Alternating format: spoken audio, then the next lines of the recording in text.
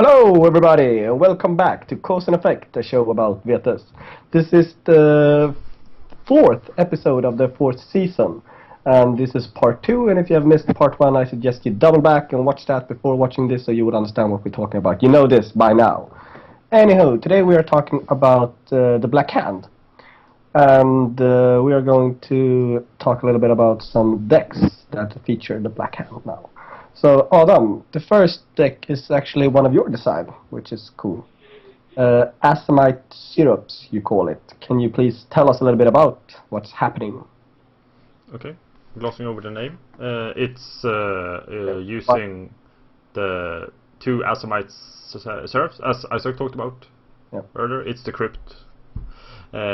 Ism and Juja are Seraphs, Ressa, Nism, and all of them actually. These four are Black Hand, but not Seraphs. Okay, so everyone is Black Hand in the Crypt. Yeah, and two of them are Seraphs. Yeah.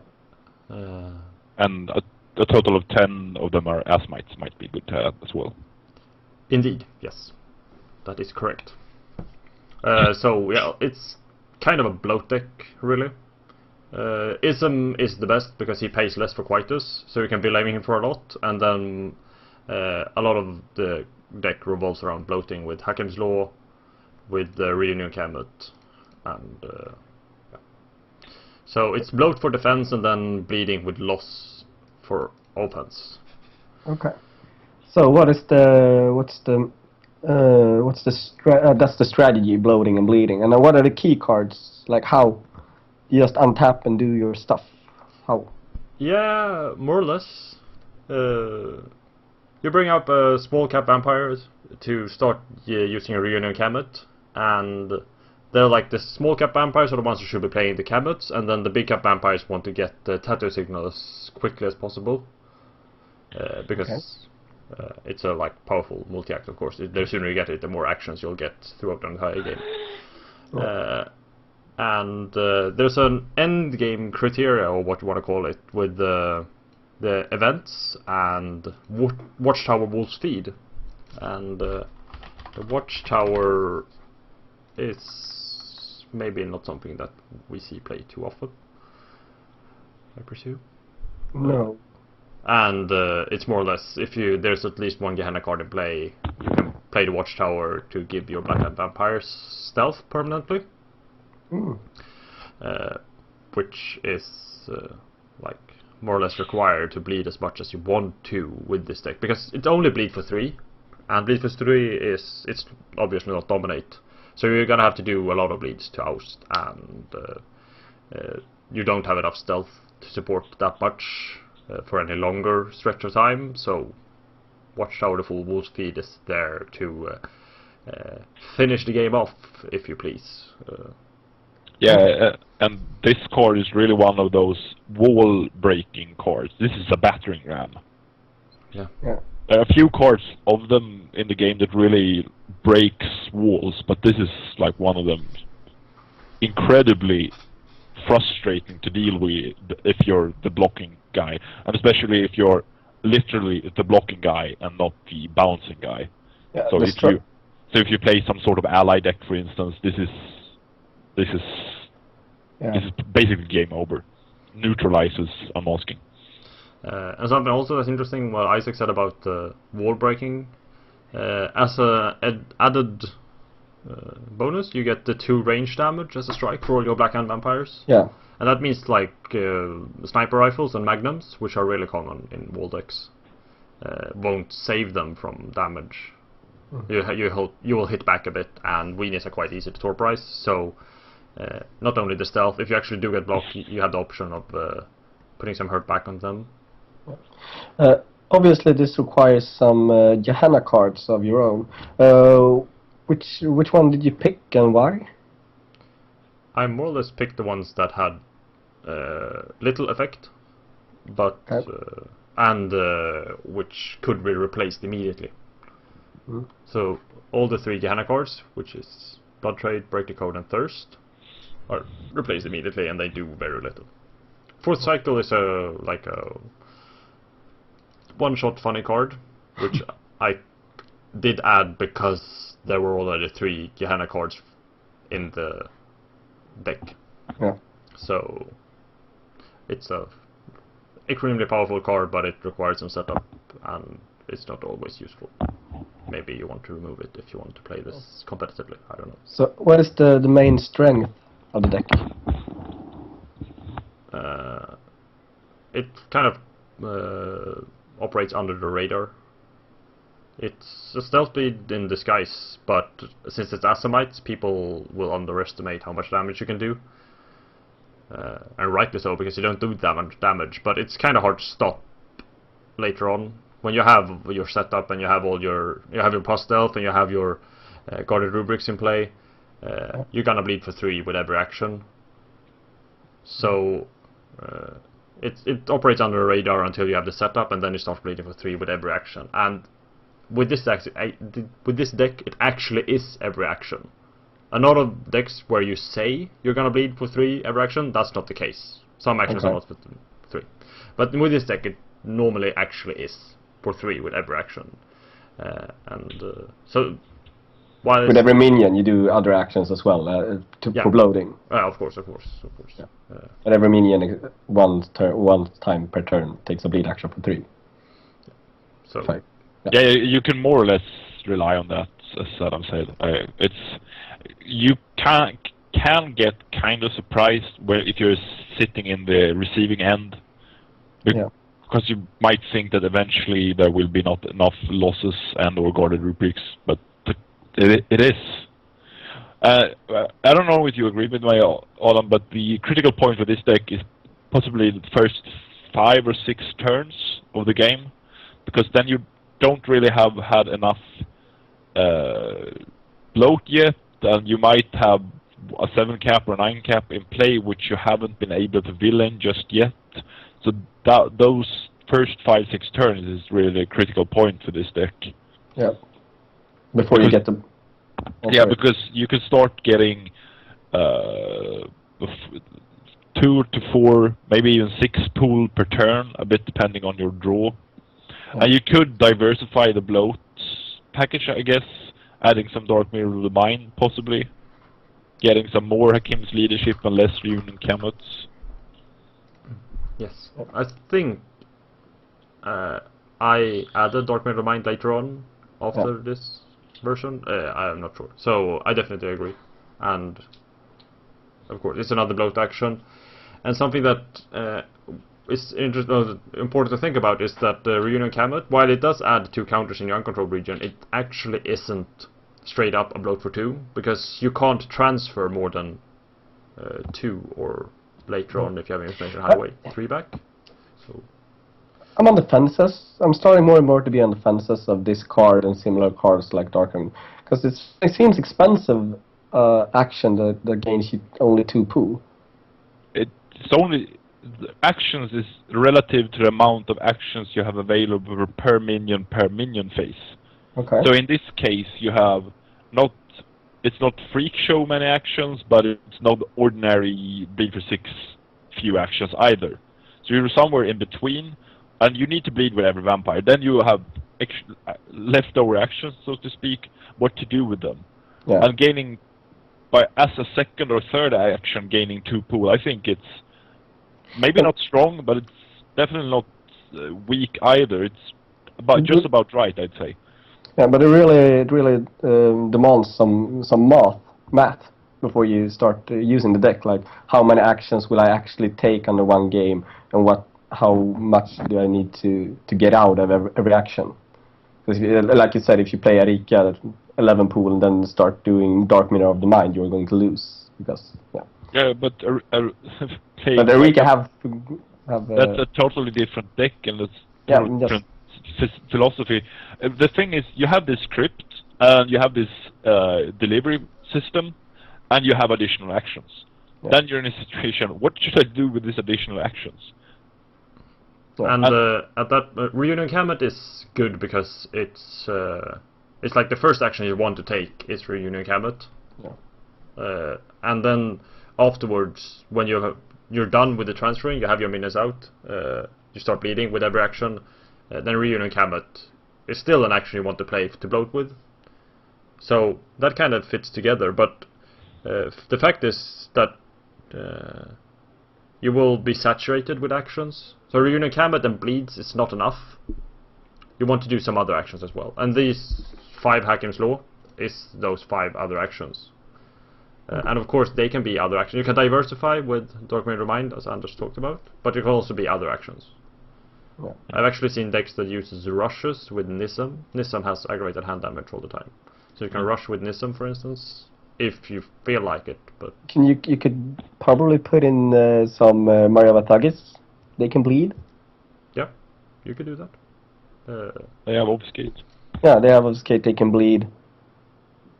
Well, the problem is that you lose 2 pool rather than gain 2 pool. But Yeah, I think the most obvious option with playing backhand ought to be remover, which is in this deck, which we should have talk a talked bit about earlier. Yeah. Yeah, we can talk about it now. It's so strong, especially considering that a lot of defensive strategies, or at least it's very common to see people be untapped with a obvious bouncer, and then having a spare action tapping that guy really helps your delivery system hit the right target.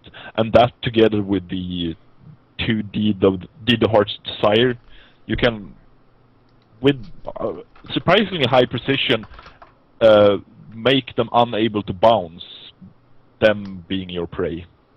Yeah. There's also like a psychological factor with remover, which is kind of funny. Because if you have a remover in play and you have tattoo signal in play, you're gonna want to tap someone. It doesn't really matter where, because it's so beneficial for you to do it. And then it kind of causes the same effect as the Spirit Marionette effect. People want to tap out because they don't want to be tapped. Yeah, so if all your Praise Vampires are tapped, of course you're gonna tap your Predator, so he doesn't bounce to you. It saves you pool. Yeah. So it creates this, like, people want to tap out because they want to use their actions for something instead of being tapped with remover. Just having the remover in play makes people move forward a little bit more and be less defensive. I think that a good comparison can be the Anarch Troublemaker. Sure, yeah. But the Anarch Troublemaker is a one-time thing. So you see people trying to taunt the keeper of the Anarch Troublemaker. Yeah. Oh yeah. So you remain untapped with one vampire and trying to make them only tap one vampire, or stuff like that, or you stay untapped with 2 guys with superior dominate, but you have 3 wakes on your hand, trying to taunt that Anarch Troublemaker to get it in your court and have the upper hand by owning the Anarch Troublemaker. That's why you always play several Anarch Troublemaker and then you just contest it later. But yeah, but contesting is still not having. It's a lot better to have the Troublemaker contested than have your Predator have it. But this is not the case with remover. The only way to, like, get rid of the remover is to remove the remover by some sort of action, say rush. Which is really hard. Yeah, I think is it possible? If you steal the vampire, you play Shadow Taint with, like, mind rape the guy and Shadow Taint the guy. I think, is that the only way? Possibly. So yeah, the remover is like a constant threat. Yeah. So and it's at 1+ stealth, which is just ridiculous. So yeah, this is a really good use for the extra actions, as we talked about. You become saturated with actions. Yeah. Remover is extremely good use. I agree. Yeah. So a few words about the weaknesses of the deck on them. It doesn't have any defense. You might think bloating is a good defense. It actually isn't. You might luck out every now and then and survive an aggressive predator, but it's not gonna last. So, you can be killed quite easily. And of course, it's not super aggressive, so you don't have the advantage of a super aggressive deck, which can oust faster than you can be ousted by other predator, like other fast decks. This is slower than other fast decks, and it's still weak to them. So mainly just take maybe 2 extra turns to oust you for a bleed deck or something like that. A dedicated bleeder. Yeah, but it's even if you survive, you're gonna be hurt for the rest of the game because you've lost like 15 or 20 pool. Even if you survive, so then your next predator will. But yeah. anyway, it's a really neat example of how to utilize the Black Hand tech, and it's, as we can see, I've won a tournament, so it's not all bad. There's one other, or two other, three other. There are some other examples of this deck, I think, in the tournament winning deck archive as well. So Yeah. And this archetype has gotten some attention by Extrala as well. Yeah. So sweet. Yes. Yeah, let's move on. We have another deck that we have touched on in the earlier part of the episode, which is the Art of Memory Bleed deck. Isaac, would you like to share some information? So this is basically taking the classic standard demontation stealth bleed concept and use a vast amount of Art of Memory to balance bleed and stealth, which is usually the issue with a stealth bleed deck. Either you have too many stealth cards and you can't bleed enough, or you have few stealth cards and you just get blocked. Like, this is like stretching the reasoning a bit, but many people feel that way when they play stealth bleed, or happen that situation from every now and then. And this is a deck by Darbikini, and if I remember correctly, this is one of several tournament-winning deck of this concept that he has played. Am I right? yeah, he has lots of them actually. This was the latest one. Yeah, so he this won is with, so 2010. So what you see here is basically some half of the crypt or 2/3 or some such have Black Hand trait and the others don't, and that's fine.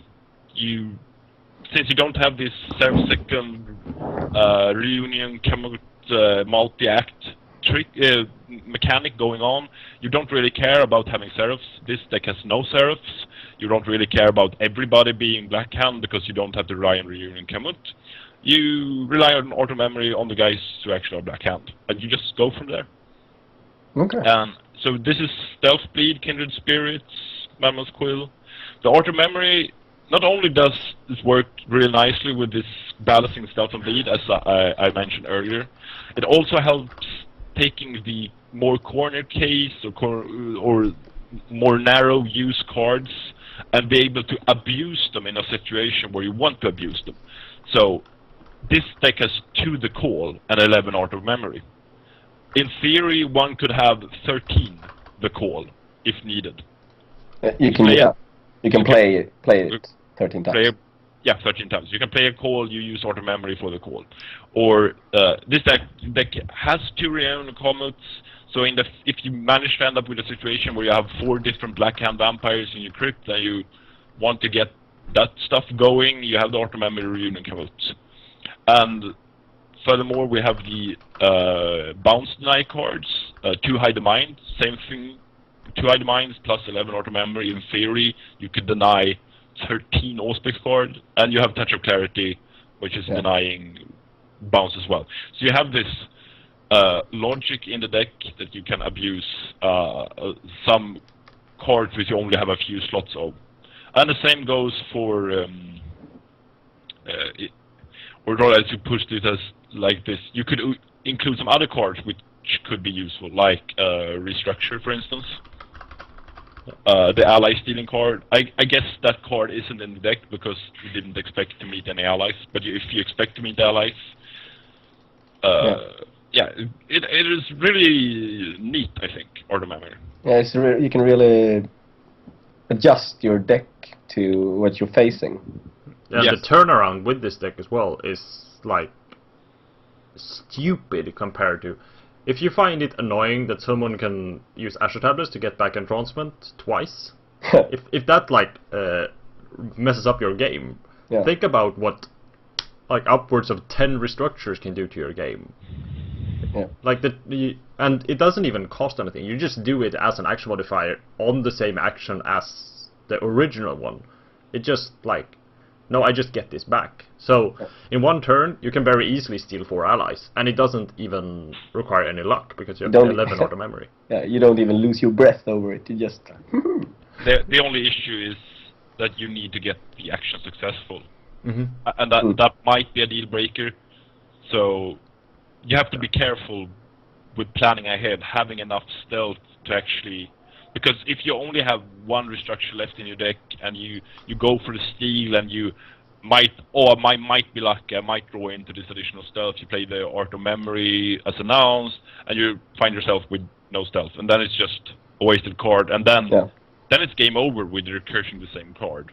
Yeah. So it's very strong, but also have this, I don't know if you can say this in English, but Achilles heel to it. Yeah. It's really that one key Can action, and if it's blocked or DI, then it's just game.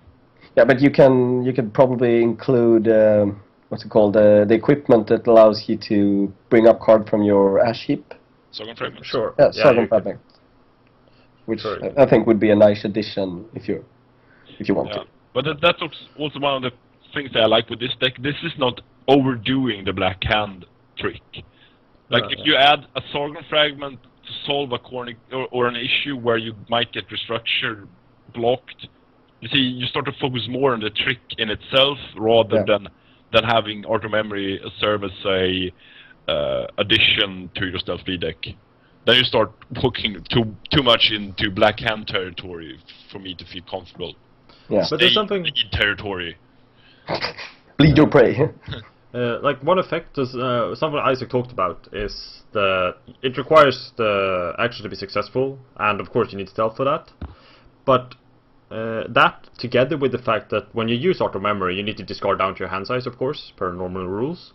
Yeah. So when you use Art of Memory to recur one card, you're basically changing one card in your hand for the card you want in your ash heap. Yeah. Basically, that's what you're doing. So you're gonna need the same amount of cards in your deck. You don't just get extra cards. Is it a card in your ash heap or a card that you used? Used during that action. It's a card that you used during that action, so it's not even exchanging one.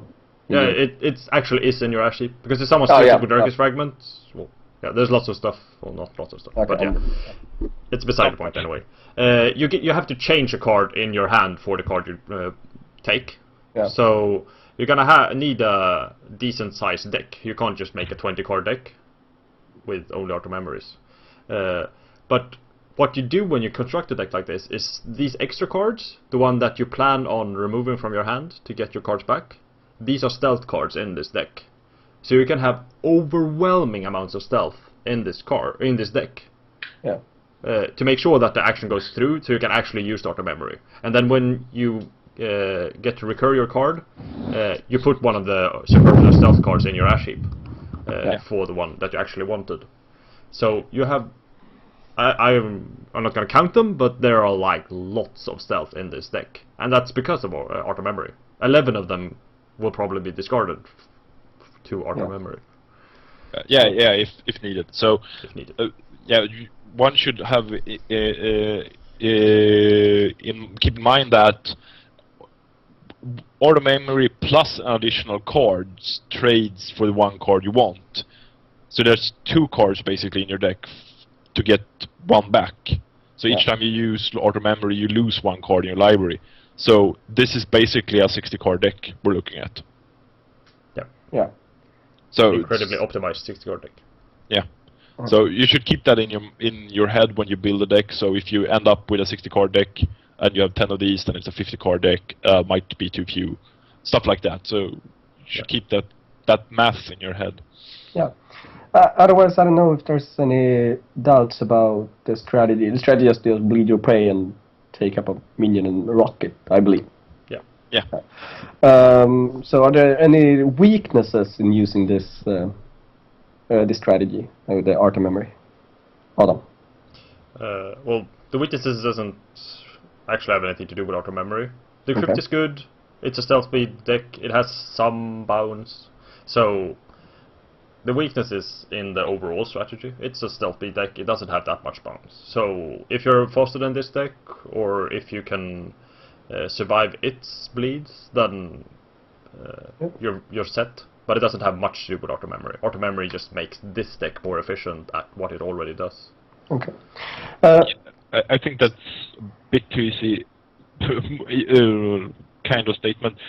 You might end up in a situation where you have a lot of Art of Memory and you have a lot of, say, stealth, but you haven't drawn any bleed cards yet. Or this might happen mid-game, that you run out of bleed cards and you end up with just auto memory and stealth, or vice versa, you end up with only bleed and auto memories and no stealth.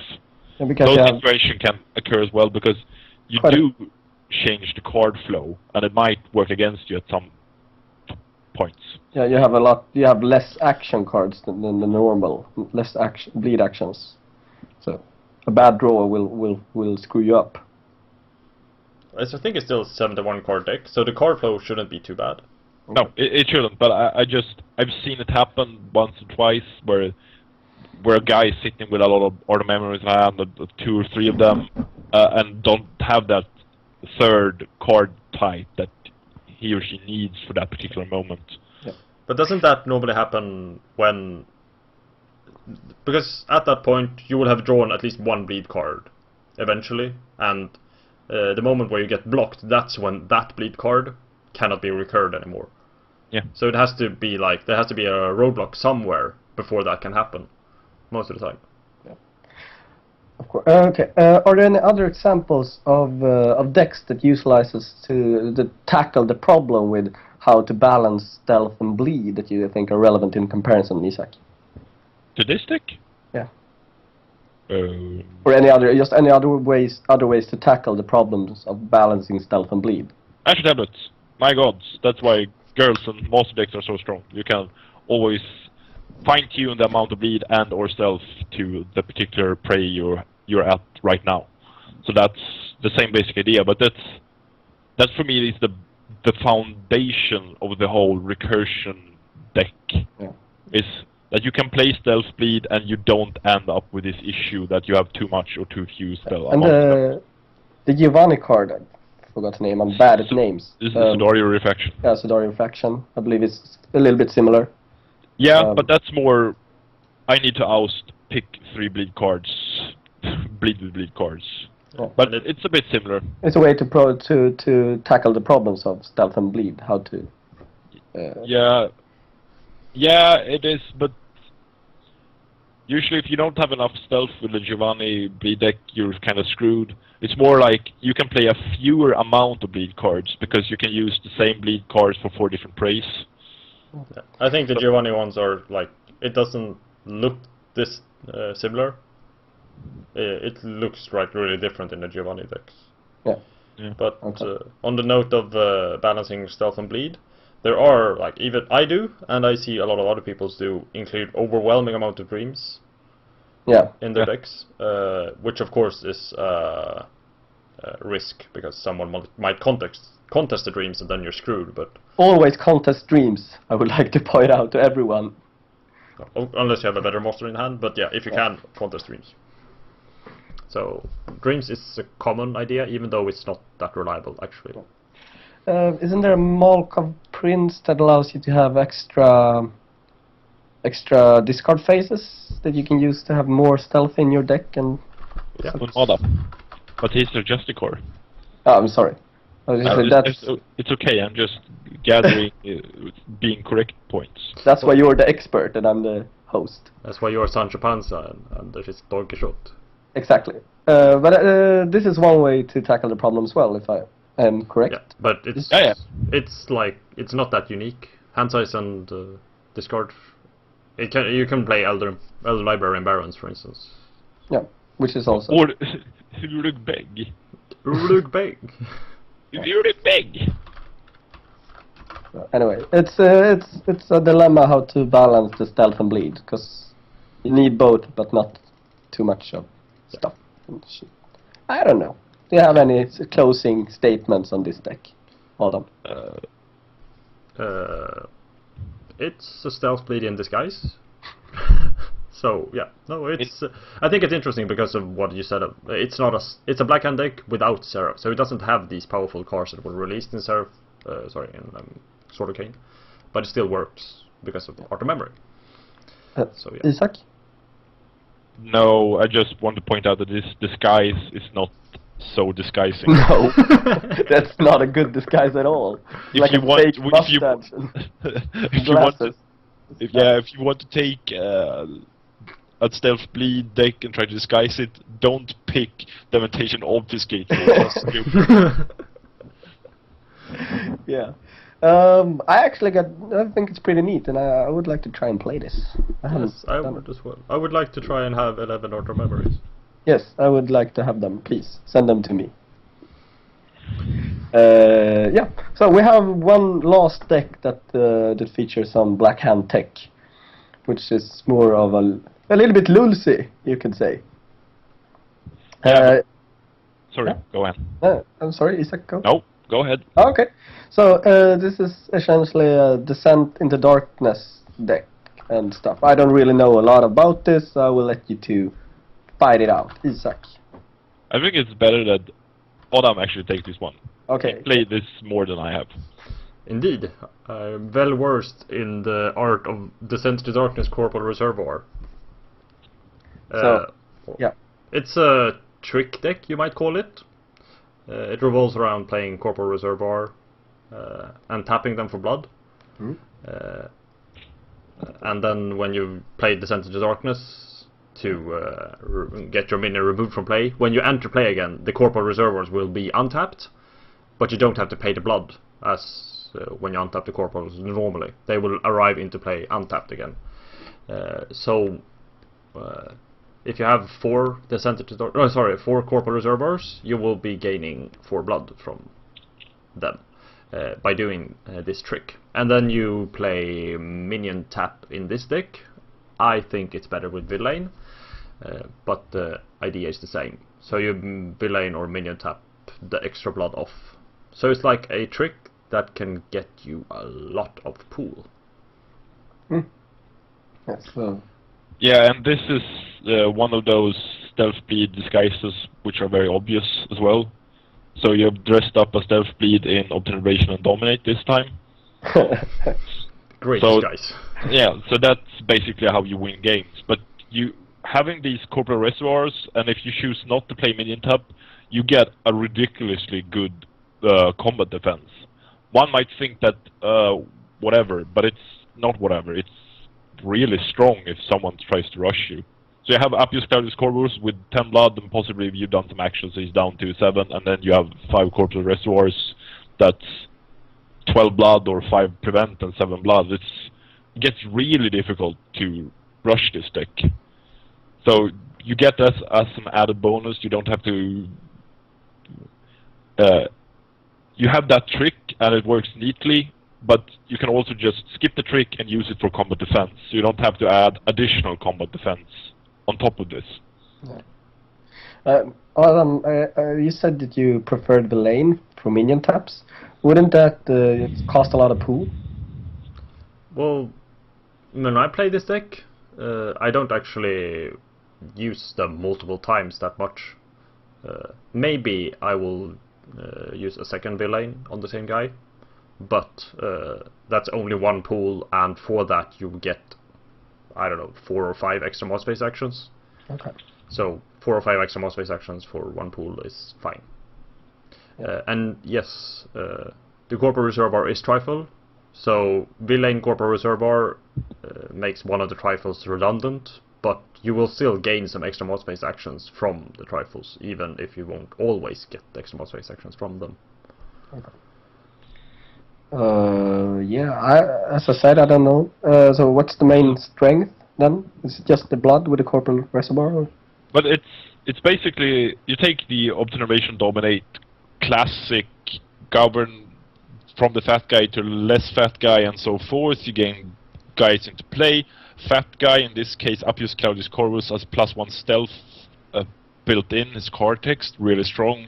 You add Enkel Cog, you add this, you have deflection and delaying tactics, and you have this bloat engine.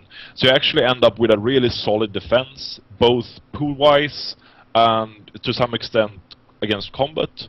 The only real issue is that you lose speed when it comes to ousting. And since you have Dominate, you can work around. Like, being 1 turn late with Dominate can be fine. Yeah. This the Dominate effect. I see that Yes. this deck does not include Art of Memory. Wouldn't that be a good addition, or? It has some issues with card flow as it is, and by adding Art of Memory you can make it even more of an issue. I would never play this deck at 90 card, obviously, but even though take a look at the proportions, so 24 out of 90 cards are masters, that is quite a lot of masters. And I would love to add more dreams and pentexes as well, so I'd probably end up with the same amount of masters in a smaller deck. And if you were to add auto memory to that as well, you might end up with a card flow issue. Well, I don't know. Auto memory is It can help also instead of not help, but yeah, that's what I feel. I played this deck without auto memory, and it clogs even at 65 cards. It clogs on masters. Yeah. And having auto memory to be able to cycle out some of the master cards, I feel would probably be beneficial. But it might be. For instance, I only have one auto memory. I don't know if Thomas only has 0, maybe. Yeah, I don't know. But something that's easy to gloss over, and which I feel is an advantage, is Descent into Darkness. Not only for the trick, but it adds to the rush defense. Because if you play Descent into Darkness, you don't have to go into play during your influence phase. If you're in a particular weak phase of your game and you feel like it's beneficial, you can actually remove your minions from play for an entire turn, and you can't be rushed during that time. I've used that to great effect actually, and like this is the turn where your cross-table body will start rushing you. Okay, I'll just descent and I won't be able to be rushed, and you will stabilize later on. It's a kind of a neat trick, and it works well with the Corporal Reservoir, which, as Isaac also said, is combat defense. Yeah. So this deck is actually really hard to rush. Something that you might not think about when you construct it. I did not, at least, when I constructed the deck. I wouldn't think like this would be a rush-proof deck. I actually thought it would be really weak to rushes, but it works really, really well, and it makes it really, really stable. Together, the bloat together with the defense against rushes makes it incredibly stable, and then it's a stealth bleed on top of that, so you can always get victory points. So I think that's like the advantage. Yeah, that's a neat package there. Yeah, but the thing is, usually you have to trade combat defense for ability to do huge amount of pool damage. But in this deck, possibly you can have both. Yeah. Which is great if you face rush. You do want to do a few actions with bleed for 6 just to get them out as fast as possible. But usually when you have that kind of deck, you end up with a really weak rush defense instead. And in this case, you really don't have a weak rush defense. Yeah, I don't know, anything more about the deck? No. I don't know. Ankle Cold, maybe you can talk about how neat it is in this deck. Descent into Darkness makes you get into play untapped, so you can use Ankle Cold after Descent into Darkness for an extra action with Appius. And Sol Meira has a really neat. He is almost like a Metro Underground. Yeah. And talking about Metro Undergrounds, instead of having, this might be the prudent choice, but you could go for the Watchtower, which untaps instead of this one. I don't remember the name of that Watchtower. It's called the 4-Ride Force, which is like a Metro Underground for Black Hand, but it's free of charge. Yeah. And you have Sol Meira, so you can have a lot of untap out of turn going on, and being able to bounce more easily. Which is pretty neat. Yes. Okay, yeah, but before we log off, or stop talking about Black Hand, I would like to mention the card Show the Banana, because it's so funny. There we are. Yeah, it's actually not called Show the Banana, unfortunately. Circumspect Revelation. Yeah. I'm presuming you only want to show it because it's funny. Yeah, I want to, because it seems like, yeah, I'm showing a banana, so you can't block me, because this is a banana. I don't know, it's but this card isn't really useful, or is this too corner It's type? extremely useful in draft. Yeah. Because when Okay. you do the black hand draft, you usually only end up with a Sabbath only draft, and this is a really strong pick then. Yeah, but otherwise. Otherwise, you show the banana, and that's hilarious, but that's as far as it goes. If I recall, I think this one is probably stronger. Yeah, exactly. This one is block denial against Sabbath and minus intercept against everyone else. Ah, well, that's So a this- good card then. This one is more useful, but it requires a Seraph. But I say the biggest issue is there's no banana. There's no banana on this. It's Yeah. true. Well, okay. I think that's everything we got today. Any parting words, Adam? No. I don't know.